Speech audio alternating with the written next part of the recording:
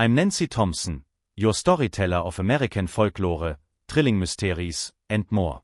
Join me for today's tale. Out west of North Rivertown lies a little place called Old Well Village. It's tucked right up against the dry, rugged hills to the south, with the wide North River flowing nearby and the neighboring town of Fulton just across the way. Folks around here started calling it Old Well Village for a reason. There's an ancient well right in the heart of the place. Word has it, something curious happened here years back, a story that's still fresh in the minds of the old-timers. Old Well Village sits snug against the base of a big OL mountain, surrounded by thick green woods. The people living here didn't have much to do with the outside world, but they got by just fine. Self-sufficient, well-fed, and content, that's how they lived. Sure, they weren't rich, but they were happy enough. Over time, though, the village started aging. The young folks would head out past the mountain, chasing bigger dreams, and hardly any of them ever came back. Now, the village elder, Frank Johnson, is pushing 60 so meeting. Born and raised right here, he's never once stepped foot beyond the hills. He married, had kids, and spent his whole life in this little pocket of the world. Frank's got a son named Freddie Johnson who, after starting a family of his own, took off with a few other villagers to see what's out there. That was years ago, and he hasn't been back since. Today, Frank's sitting down with his 9-year-old grandson, Nathan Johnson, calling him over. "Hey kid," he says, "when you grow up, you planning on leaving the village too?" Nathan's not sure why his grandpa's asking him this out of nowhere. But kids don't lie easy, so he answers straight up, "Mom says Dad went far away and never came back. She told me when I'm older, I gotta go find him." Frank listens to his grandson and lets out a long sigh. Out there, he says, it's all bright lights and big promises. Leaving the easy part. Coming home's what's took. Nathan doesn't buy it, though. He pipes up, "But I've got you, Mom, and Grandma here. Why would I ditch you all?" Frank looks at the boy's innocent face and keeps going. "Maybe your dad's got a wife and folks out there now. If he came back, wouldn't he be leaving them behind instead?" Nathan goes quiet. He doesn't get who these folks out there are supposed to be. He thinks on it hard, and as he heads out of the room, he turns back and says, "I promise, Grandpa. Even if he lie, he'll come home." Frank hears that and gives a bitter little chuckle. Back in the day, Freddie had slapped his chest and made the same promise. But once he got hitched and had kids out there, no promise could tie him down. How's an old man supposed to trust a kid's word now? This village is a pretty spot, birds singing, wildflowers blooming, but it's got one big flaw. Hemmed in by those towering mountains, water's always been scarce. The whole place depends on a trickle of a stream out back, barely squeezing through the rocks. Every day, folks line up to fill their buckets, one per household, and that's the limit. Over the years, that slow drip of water collected in a low spot, forming a little pond a few acres wide. It's not deep, but it's enough for washing clothes and getting by. Still, it's a hard life when every drop counts. A few more years rolled by in Old Well Village. Nathan Johnson grew up tall and strong, but by then, his grandpa Frank's health had taken a turn. The old man's body just couldn't keep up anymore. Right before he passed, Frank called Nathan to his bedside, took his grandson's hand and said, "Son, I know you're gonna head out past those hills someday. But can you promise your old grandpa one thing?" Nathan and his mom, Lisa Johnson, had been looked after by Frank all these years. The kid's heart was full of gratitude, so without even blinking he said, "Grandpa, don't talk like that's all you've got." Von Promise? "I'd give you 10 if you asked." Frank shook his head, stubborn as ever. "No boy," he said, firm but fading, "just this one thing, and I can go with no regrets." Nathan could tell whatever Grandpa was about to say mattered a whole lot. Was it about his dad, Freddie? But what came next caught him off guard. Frank's voice dropped low. "Water's life, Nathan. Out here, it's too darn hard to come by. I've spent years poking around, figuring things out, and I'm sure of it, right in the middle of that pond in the village, there's a deep spot. It's gotta connect to an underground stream. If we can break through that hole and dig a well, it'd fix the water problem for good." Nathan's eyes went wide. It was the first he'd heard of this. "If it's in the pond," he said, "why don't I just round up the folks and we'll dig it up right now?" Frank grabbed his arm quick, shaking his head again. No, not yet. "You can't do it till the dry season hits. And before you start, make sure the village has some water stored up. Nathan finally got it. Grandpa was worried they'd dig and come up empty. If they drained the pond now and struck out, it'd spell disaster for everyone. Grandpa, I promise, Nathan said, gripping the old man's hand. I'll find a way to make it work for the village. After Frank passed, Nathan said goodbye to his mom, Lisa. I'm heading out past the hills, he told her. I'll find Dad and bring him home, I swear it. Lisa looked at her boy, all grown and ready to go, her eyes full of worry. She was scared he'd end up like her husband, gone for good. But she let him go, clinging to a thin hope he'd keep his word. So Nathan left Old Well Village, hitting the road with nothing but grit. He asked around, faced all kinds of trouble, and finally tracked down a lead in Lakewood County. Word was, there was a family there, the Hendersons, with a son-in-law from out of town named Freddie Johnson. Folks said he matched the description of Nathan's dad, gone from home for years. Nathan thanked the guy who tipped him off and hightailed it toward the Henderson place. Whatever happened next, he was set on getting answers.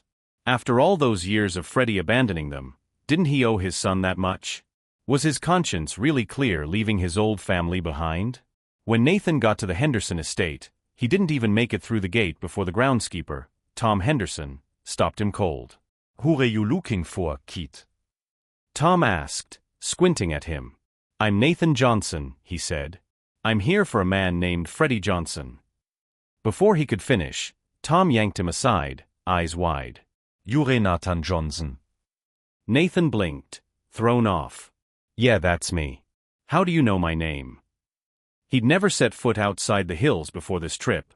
How could anyone here know him? Was the Henderson's son-in-law really his dad, Freddie Johnson? Tom sized him up, then fished $2 out of his pocket. Look, find yourself a place to crash nearby, he said, handing over the cash. I'll talk to the boss. Don't go far.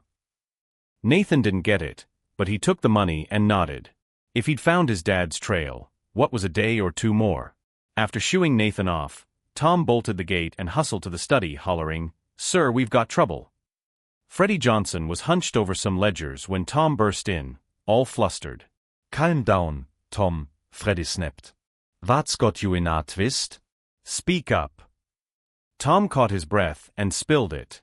The boss said if a young guy named Nathan Johnson ever showed up here, I had to tell you right away. He's here, sir, right now.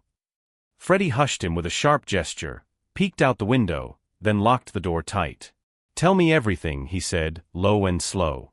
What he say? What did he look like? Tom laid it all out, how Nathan had rolled up asking for him, every detail of the kid's face and voice. Freddie's brows furrowed deep as he listened. He pulled a wad of cash from a drawer and pressed it into Tom's hand. Keep your mouth shut about this, he said. Play it smart, and there's more where that came from. Got it. Thanks, sir, Tom said with a greedy grin, pocketing the bills and slipping out. Meanwhile, Nathan found a cheap motel nearby. That night, a knock rattled his door. Who's there? He called out. It's me, Nate, came the reply from outside. Freddie Johnson's voice hit him like a freight train. Nathan Johnson's heart raced as he recognized that voice, his dad's, echoing through years of dreams. Even after all this time, it was unmistakable. Dad. Nathan flung the motel door open, tears welling up as he saw the man standing there. Freddie Johnson looked older, weathered, but it was him. Come in, Freddie said, nudging Nathan back inside with a careful glance over his shoulder. He stepped in after, shutting the door and double-checking the parking lot through the curtains. What are you doing here, Nate? How's Grandpa? Your mom okay? Grandpa's gone, Nathan said, his voice cracking. Mom's been sick. She needs you home, Dad. Freddie let out a heavy sigh, walked over to the rickety table, and poured himself a cup of lukewarm coffee from the motel's cheap pot. I can't go back, Freddie said, staring into the mug. I've got a family here now. If I leave, I just disappoint even more people. Dad, that's cold, Nathan shot back, anger flaring. You walked out 16 years ago. Ever think about how we made it without you? Freddie's shoulders slumped. I owe you, I know that. Take this and go, he said, pulling a check from his jacket and sliding it across the table. Don't come back. Nathan shook his head hard. I don't want your money. I promised Mom I'd bring you home. If you won't come, I'll tell the Hendersons you've been lying to them all this time." Freddie's face darkened, his brow creasing. "Fine," he said after a tense pause. "Stay here a few days. Let me tie up some loose ends, and I'll go with you." "All right, I'll wait," Nathan said, a flicker of hope lighting up his eyes. Freddie left the motel room, and Tom Henderson sidled up from the shadows outside. "How'd it go, boss?" Tom asked, smirking. "They say a tiger won't eat its own cub," Freddie muttered, his voice ice-cold. "But he's forcing my hand. Make it clean, Tom." "Yes, sir," Tom replied with a chilling grin. He'd been Freddie's right-hand man long enough to know the drill. Dirty work was second nature by now. Late that night, Nathan was dead asleep when soft footsteps jolted him awake. He rolled out of bed and crept to the door, heart pounding. The lock jiggled, then snapped open. Two figures in dark hoodies burst in, knives flashing as they slashed at the empty bed. "Boss, he's gone quiet," one of them grunted after a few wild swings, noticing the lump was just pillows. Nathan, hidden behind the door, seized the moment and bolted out into the night. "Don't let him get away," the other yelled, spotting the movement. They gave chase, blades glinting under the streetlights. Nathan sprinted into an alley, lungs burning, and saw a dead end ahead. Just as panic set in, a side door creaked open. A young woman grabbed his arm and hissed, "Quick, hide in here." He stumbled inside, the door slamming shut behind him. Catching his breath, Nathan studied her. Sharp eyes, dark hair, maybe 20-something. "Who are you?" he panted. "Why'd you help me?" "I'm Tara Henderson," she said, peering at him cautiously. "And those guys trying to kill you? They're not for my family, they're your dad's goons." "You're talking nonsense," Nathan snapped, shaking his head. "He said he'd come home with me. Why would he hurt me?" "What kind of man is Freddie Johnson?" Tara asked, her voice cutting. "Don't you know by now?" Her words hit Nathan like a punch, shaking loose the doubts he'd buried. Turns out, Tara was a Henderson through and through. The story went back over a decade. The Hendersons had one daughter, Grace Henderson, and her granddad wanted her to marry well. She ended up with a scholar named Victor Miles, and they had Tara. One day, while Grace was out on a charity run, bandits jumped her. Freddie swooped in, playing the hero, and they fell hard for each other fast. Word of their affair got back to Old Man Henderson and Victor quick. But not long after, both the old man and Victor dropped dead from some mysterious illness. With them out of the way, Freddie slid right into the Henderson family, no questions asked. Tara, growing up, pieced it together and swore she'd make him pay for her granddad and dad. She'd been collecting dirt on Freddie for years. That night, she'd spotted Tom sneaking around and tailed him, stumbling onto the ugly truth.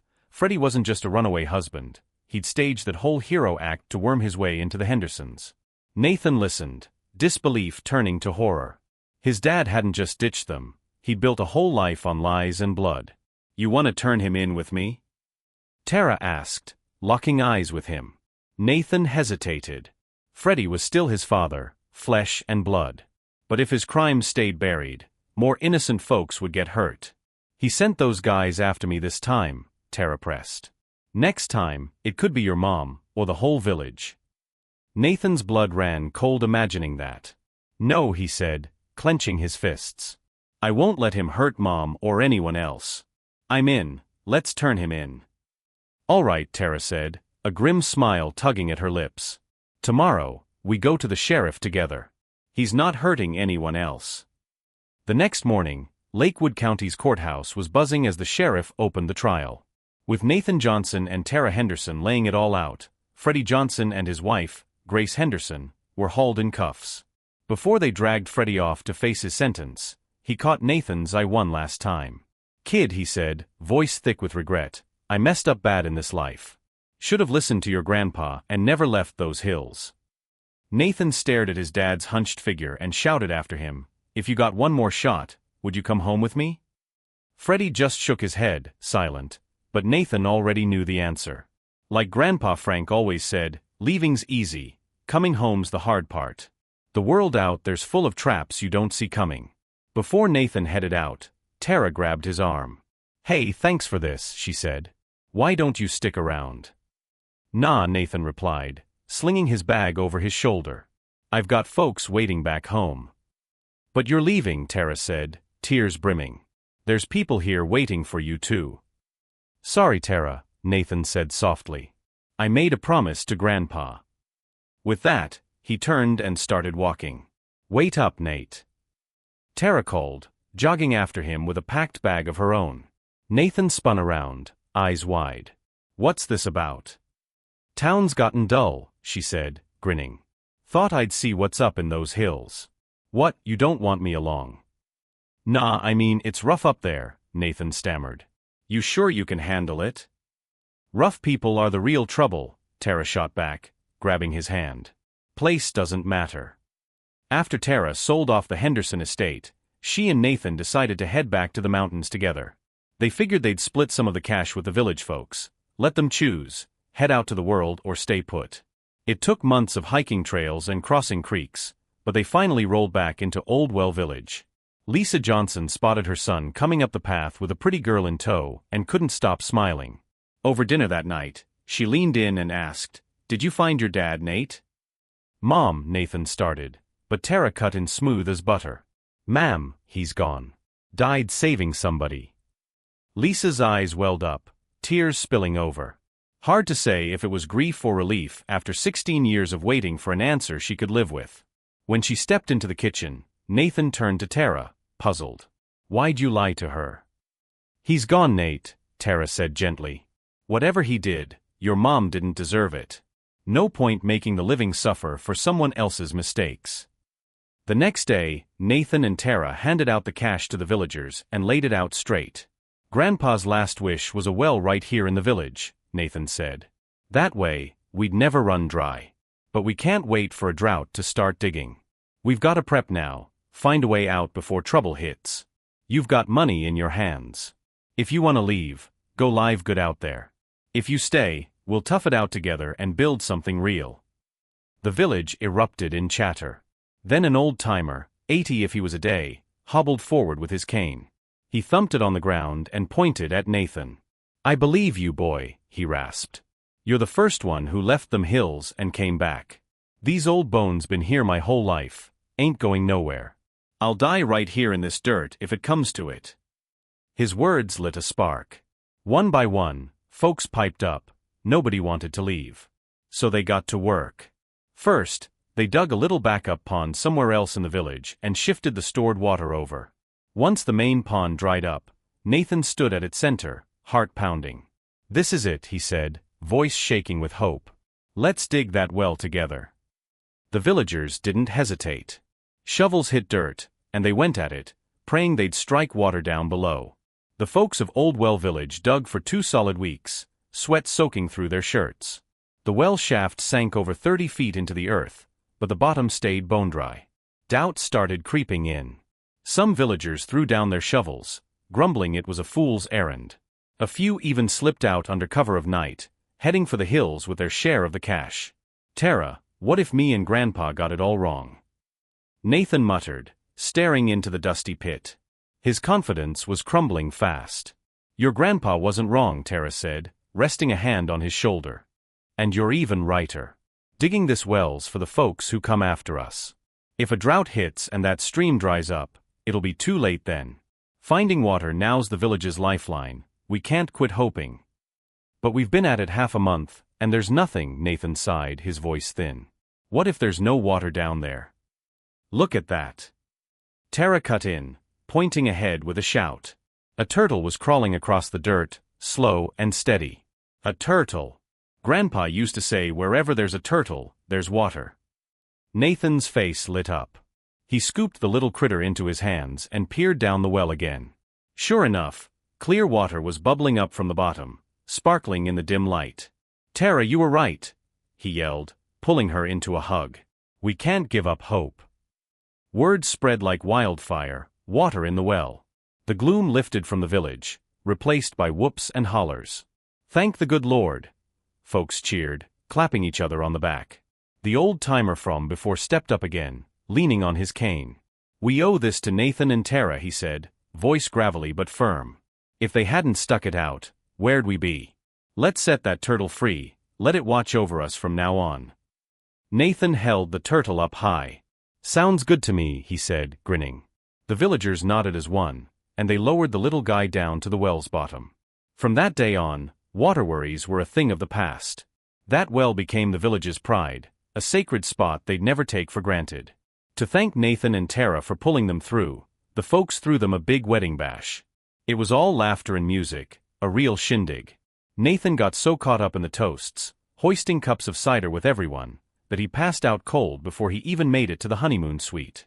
In his dreams, he saw the village well, clear as day. That turtle climbed up to the rim and fixed him with a steady look. "You're a good kid who keeps his word," it said, and Nathan's ears caught a familiar twang, Grandpa Frank's voice. "Grandpa, is that you?" Nathan called out, his heart racing. "Good boy," the turtle went on. "Tonight's your big night, don't light the lamps." Then it vanished into thin air. "Grandpa, where'd you go?" Nathan shouted, jerking awake. Just a dream, he realized, rubbing his eyes. That old turtle must have been passing on a message. He stumbled into the dark bedroom and called out, "Honey. No lights tonight, okay?" Tara's voice came back, soft and warm from the shadows. Nathan grinned, remembering the dream. "Sure thing," he chuckled. "A spring night's worth its weight in gold, let's keep the dark." Next morning, Nathan woke up tangled in the sheets, but Tara was nowhere in sight. He bolted upright, threw on his clothes, and tore through the village looking for her. No luck, not a trace. Lisa caught him running around like a headless chicken and grabbed his arm. "Nate, what's wrong? Where's Tara?" "She's gone, Mom," he panted. "I don't know where she went." "Tara? Who's that?" Lisa asked, her face scrunching up in confusion. Nathan tried to explain, but the words wouldn't come. He raced to the well, where the villagers were hauling up buckets, all smiles and chatter. Seeing their happy faces, it hit him. Grandpa's words rang true again. The glitter fades, the song ends, and it's all just a dream. That old well, though? That was the village's real hope, standing solid through it all. Folks back then planted seeds so the next generation could sit in the shade. Drinking from this well, Nathan knew they'd never forget who dug it. In the story, the village hugged those mountains tight, always short on water. Plenty of folks couldn't hack it, left for the bright lights and never looked back, not even for kin. Nathan, our hero, might have dreamed it all, or maybe he really walked out there and back. Either way, he kept Grandpa's word. He didn't chase the world's dazzle. He came home, rallied the village, and dug that well, fixing their biggest problem. Seeing those smiles, he finally got what real happiness was. In real life, I see it too, rural towns full of old folks, left behind. Kids move off, hardly visit, maybe once a year if that. I wonder, those long nights, an old-timer alone in bed, missing their kids, what do? Can't call 'em up, can't wander out, sick with no one to help. Where's the family they raised then? Hope this tale sticks with you.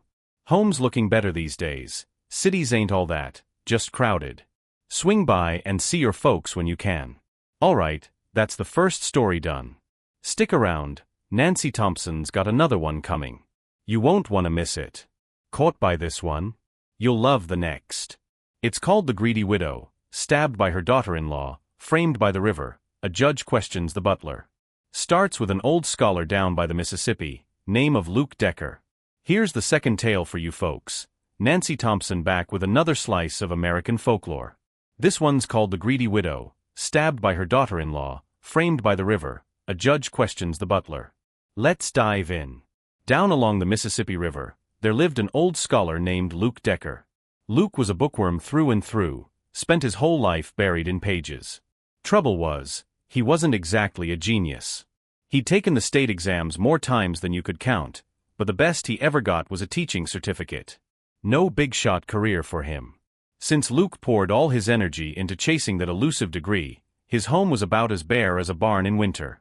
For walls and not much else. Early on, he'd married a local gal, and they had a daughter they named Grace Decker. But when Grace was just 5, her mom passed away from a bad fever. From then on, it was just Luke and his little girl, scraping by together. Grace was sharp as a tack and wise beyond her years. She learned to wash clothes and cook supper before most kids could tie their shoes. kept the house spick and span too. On top of that, she took after her mama, real pretty, even as a tyke. By the time Grace hit 16, she was turning heads all over town, graceful as her name, with a smile that could melt ice. Every fella who crossed her path wanted her hand, dreaming of making her their wife. But Luke had other plans. He'd spent his life chasing a dream that never panned out, and it gnawed at him. If Grace could marry a bright young man with a future, he figured, maybe she'd land herself a cushy life, maybe even a governor's wife someday. So he sifted through the suitors like a prospector panning for gold. After some hard thinking, Luke settled on Victor Shaw, a scholar from town. Victor's dad had died young, leaving his mom to raise him solo, a tough row to hoe, but she'd pulled it off. Victor was a brainy kid, already holding a teaching certificate like Luke, though his family was just as dirt poor. Still, Luke saw potential. Poverty's just for now, he told himself. If Victor makes it big someday, Grace'll reap the rewards. So half a year later, Grace Decker tied the knot with Victor Shaw. After the wedding, Grace was a model daughter-in-law, respectful to Victor's mom, doting on her husband. Folks around town called her a rare catch, the kind of wife you don't find every day. But Victor's mom, Martha Shaw, didn't see it that way. To her, a wife doing her duty, cooking, cleaning, keeping the peace, was nothing special. Victor's out there studying his tail off every day, she'd say. Grace ought to handle everything at home so he can focus. That's her job. No matter how hard Grace worked, Martha barely gave her a nod. But let Grace slip up even a little, burn the biscuits or miss a spot on the floor, and Martha'd blow it sky high, griping that Grace was a no-good spendthrift who'd ruin them all. Grace took it in stride, swallowing her pride every time. Most gals could vent to their own folks when the in-laws got rough, but not Grace. Her dad, Luke, wouldn't hear it. He'd say, Victor's read all them high-minded books, his character's gotta be solid. If his mom's hard on you, Grace, you're probably not pulling your weight over there. 6 months into the marriage, Victor and Grace got the news they were expecting, a little Shaw on the way. Martha and Victor were over the moon. From the day Grace started showing, Martha quit her nagging cold. Grace thought to herself, this is it, happy days at last. But that peace didn't last 2 months. Victor kissed Grace goodbye and headed off to the state capitol for the big exam, aiming to climb higher than that teaching gig. Martha and Grace stayed behind, counting the days, hoping he'd come back with a title, maybe even top of the list. Thing is, life's got a way of throwing curveballs. And folks? They've got their share of storms too. Victor Shaw was on the road to the state capitol, chasing that big exam, when fate took a nasty turn.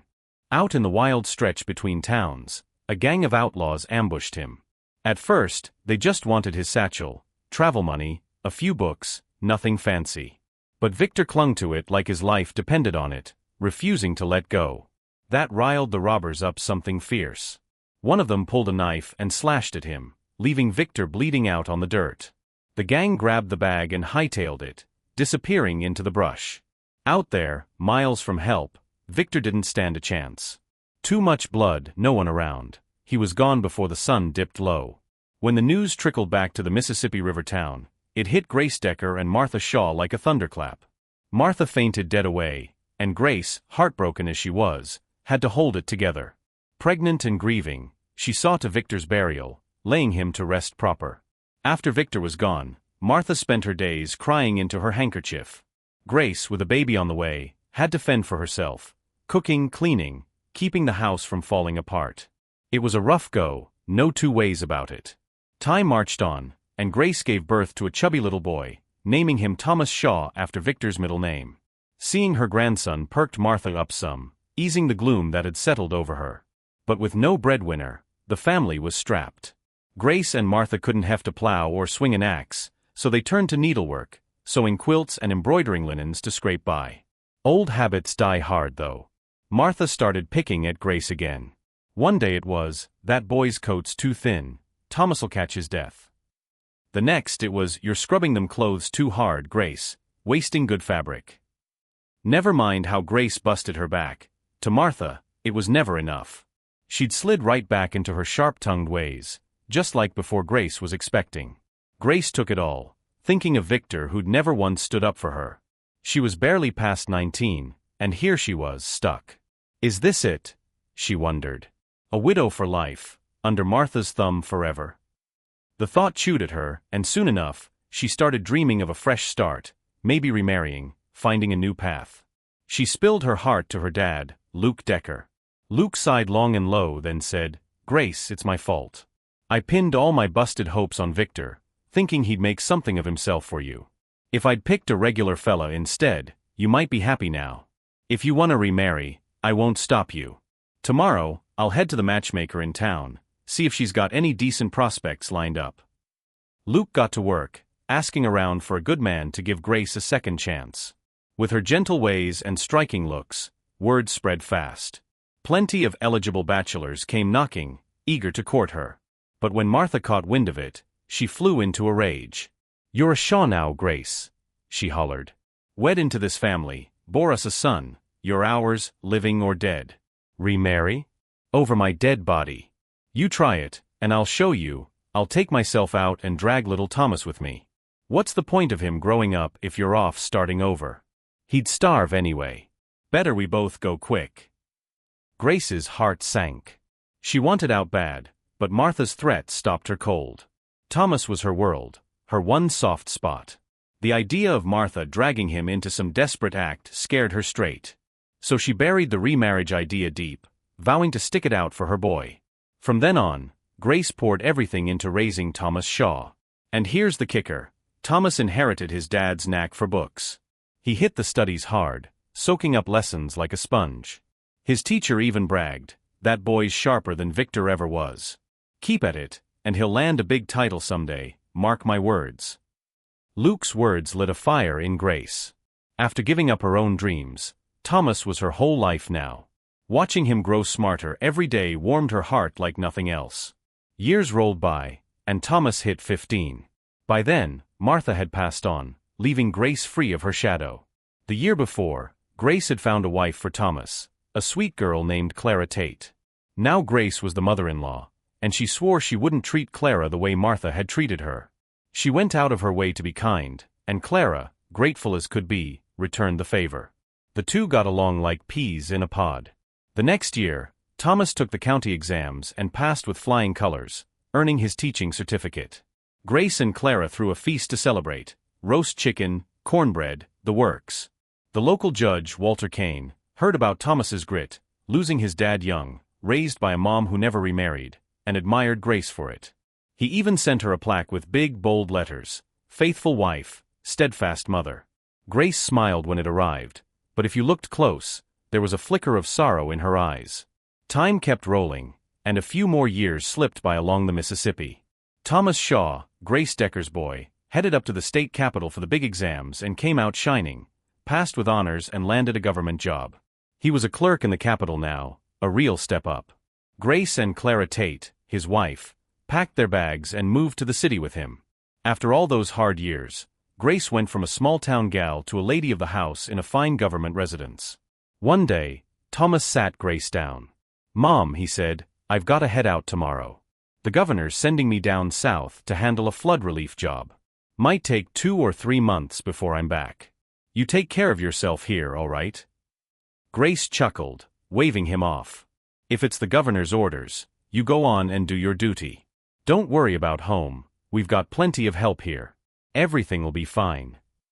Thomas hugged her goodbye and set off for the south. When he got there, the mess was worse than he'd figured. Floodwaters had swallowed whole towns. Folks were desperate, hungry, and scrambling for aid. Thomas handed out food rations as fast as he could, but there were too many hands reaching. Some grabbed their share and came back for more, turning the relief line into a shouting match. It wore Thomas down quick. He stood there, watching the chaos, feeling like he was drowning too. Just when he was at his wit's end, a fella named Henry Foster stepped up. "I've got a fix for this mess," Henry said, all confidence. Thomas sized him up, 30-something, tall as a barn door, and easy on the eyes. "All right, let's hear it," Thomas said, motioning him into the relief tent to talk it over. Henry laid it out plain. "This flood's dragged on too long. People are scared stiff, they're hoarding 'cause they don't know if help's coming again. Here's the trick: mix some sand into the grain bags. The real hungry ones'll take it and make do. The rest, the ones with full bellies, won't bother with gritty mush." Thomas gave it a shot, and darn if it didn't work. The lines thinned out, the greedy backed off, and the neediest got fed. From then on, Thomas and Henry teamed up to tame the flood relief, and they hit it off like old pals. 3 months later, Thomas was packing to head back to the capital. The night before he left, he clapped Henry on the shoulder. "Been side by side with you all this time, and all I know's your name, Henry Foster. I'm leaving tomorrow, so this is goodbye for now. Hope we cross paths again." Henry's face fell, looking lonesome. "This flood took my whole family," he said. "Now you're going too. Ain't got no kin or friends left after this." Thomas felt a pang hearing that. "Shoot, Henry," he said, "if you've got no one, come with me. My house could use a good butler. Stick around, and I promise I won't steer you wrong." Henry perked up, standing tall. "If you're offering, I'm in," he said with a nod. Next day, Thomas brought Henry Foster back to the capital. He introduced him to Grace and Clara, who took a shine to him right off. Henry was a big guy, polite as pie, and carried himself with a natural charm. They set him up as the household butler, and he settled in smooth. One afternoon, after lunch, Clara grabbed some apples and a slice of pie to take to Grace's room. She knocked, but it took a while for Grace to crack the door. When Clara stepped in, she noticed Grace looked pale as a ghost, worn out, almost sickly. "Mom," Clara said, worried, "I saw you at lunch today. You barely ate a bite before you got queasy. You catching a cold? Should I call the doc?" Grace's eyes widened, panic flashing across her face. "No, no, doctor," she snapped, shaking her head fast. "I'm fine, Clara, nothing's wrong." Clara blinked, thrown off. She'd never seen Grace act so jumpy. Curiosity gnawed at her as she studied her mother-in-law closer. For a second, she thought of morning sickness, same signs she'd had when she was expecting. But then she shook it off. Grace has been a widow for years, she told herself. No way that's it. Grace, all flustered, hustled Clara out the door before she could say more. Clara wanted to push, but Grace's nerves were too raw, so she let it drop and left. That night at supper, Clara had the cook whip up Grace's favorite, chicken pot pie, but Grace never showed. Clara waited, watching the table, but nothing. "Something's off today," she muttered. She sent a maid to check on Grace, just to be sure. Not long after, a scream ripped through the house from Grace's room. Clara bolted up and ran to see. When she burst in, there was Grace, hanging from the rafters, a rope tight around her neck. Clara couldn't believe it. "She was fine yesterday," she gasped, yelling for help. The servants rushed in, cut her down, but it was too late. Grace wasn't breathing. Clara broke down, sobbing loud enough to shake the walls. Right then, Thomas dashed in from outside, saw his mom lifeless, and crumpled. Grief hit him hard, but something else nagged at him too. Mom was always steady, he thought. Why'd she do this out of nowhere? He started asking around the house. The servants pieced it together. She couldn't eat much at lunch, went back to her room. Mrs. Clara took her some snacks after, and they had a little spat. By afternoon, she'd strung herself up. Thomas turned to Clara, eyes wide with shock, and grabbed her arm. "What happened?" he demanded, voice shaking. Thomas Shaw's grip tightened on Clara Tate's arm, his face a storm of grief and suspicion. Without another word, he marched her out of the house, calling for the servants to haul her down to the sheriff's office. "She killed my mom," he told them, voice breaking but firm. The local judge, Walter Kane, a young fellow with a soft spot for book-smart folks like Thomas, heard the commotion and took the case himself. Thomas stormed in, swearing Clara had driven Grace to her death. Walter called Clara up to the stand, eyeing her close. She looked shaken, sure, but there was a stubborn glint in her eyes, and she didn't shy away from his gaze. Walter couldn't square it. This slip of a woman forcing her mother-in-law to hang herself? Didn't add up. "All right, Clara," Walter said, leaning forward. "Your husband's claiming you pushed his mom to kill herself, and he's got the household backing him up. What they're saying true. If you've got a defense, lay it out. I'll dig into this fair and square, won't let an innocent soul get pinned wrong." Clara straightened up, meeting his eyes. "Your Honor," she said, voice steady, "I've been wronged here. Today at lunch, I saw Grace, my mother-in-law, picking at her food, then heaving like she couldn't keep it down. I got worried, so after, I took her some apples and pie to her room. When I offered to fetch a doctor, she flew off the handle. First time we've ever fought. She's been good to me since I married Thomas, and I've always respected her. But today, she shoved me out the door. Come afternoon, she'd hanged herself.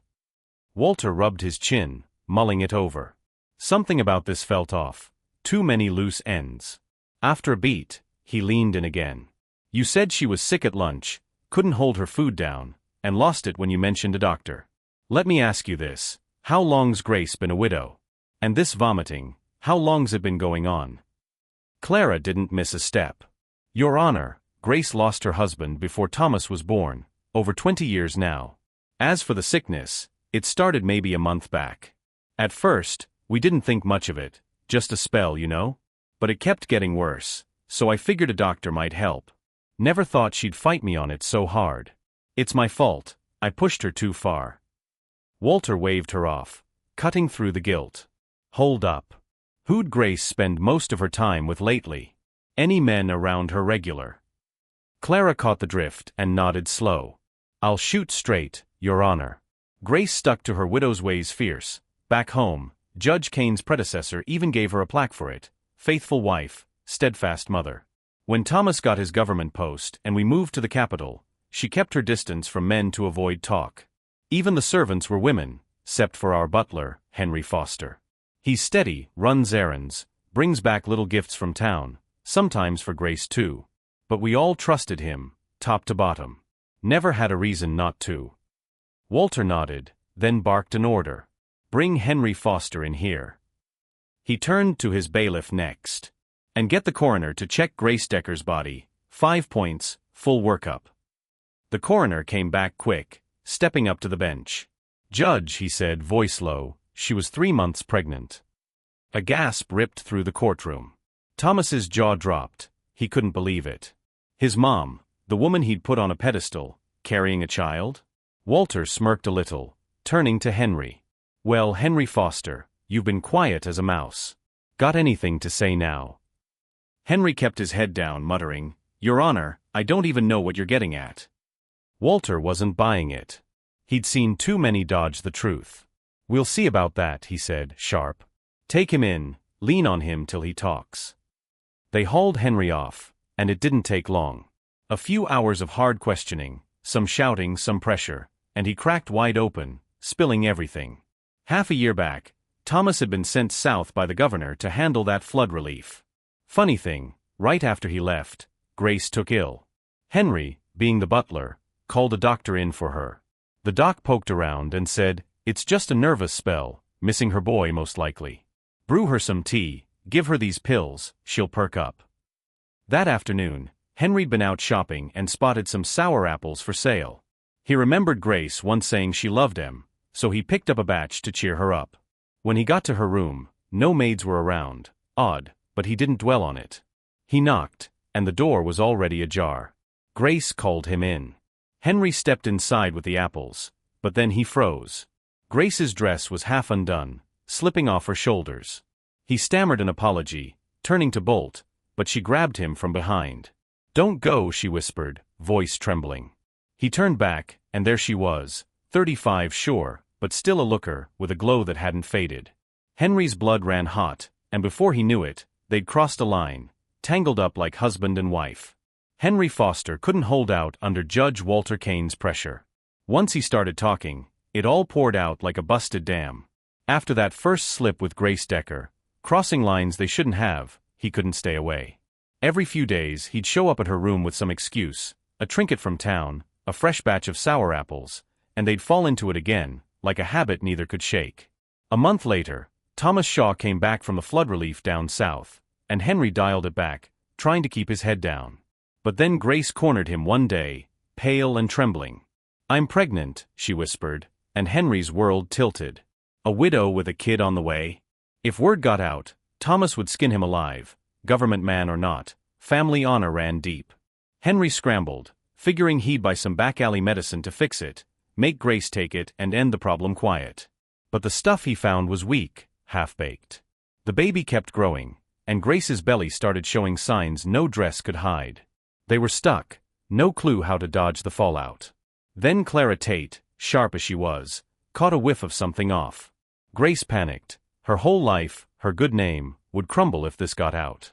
She couldn't face the shame, couldn't look Thomas in the eye. So she took the rope, climbed up on a chair, and ended it herself, leaving Henry in the dark till it was too late. When Henry heard she'd hanged herself, he froze, scared stiff at first. But then he thought, she's gone. No one knows it's mine. I can keep my spot here, play the loyal butler. He'd figured every angle, or so he thought. Never counted on Walter Kane sniffing out the truth from Clara's story. Back in the courtroom, Henry finished spilling his guts, head hung low. Walter didn't flinch. "Henry Foster," he said, voice like iron, "you're outta here, banished from this county. Step foot back, and it's the gallows." Then he turned to Clara. "Mrs. Shaw, you're free to go, cleared right here, right now." Thomas sat there, stunned, as the gavel banged. He'd pegged Clara wrong, blamed her when it was his own mom's secret tearing them apart. Guilt chewed at him, but Clara, big-hearted as ever, didn't hold it against him. She forgave him on the spot, and from then on, Thomas treated her like gold. They grew old together, never fighting again, a bond forged tight by the storm they'd weathered. And that's the tale, folks, done and dusted. If you liked this one, drop a note below, give it a thumbs up, and share it around. Thanks for sticking with me, see you next time. Now, let's chew on this a bit. Grace Decker's story's a rough one, a widow who held the line for years, raised a boy to greatness, only to trip at the end. She couldn't resist a taste of something she'd locked away, and it cost her everything. Out here in the real world, I see it too, folks in small towns, sticking to the old ways till temptation sneaks in. Sometimes it's greed, sometimes it's loneliness, but it's always a gamble. Grace rolled the dice and lost, left her son picking up the pieces. Point is, life's a tightrope. You can walk it straight, but one slip, and the fall's a doozy. Hope this sticks with you, makes you think twice about what's worth chasing.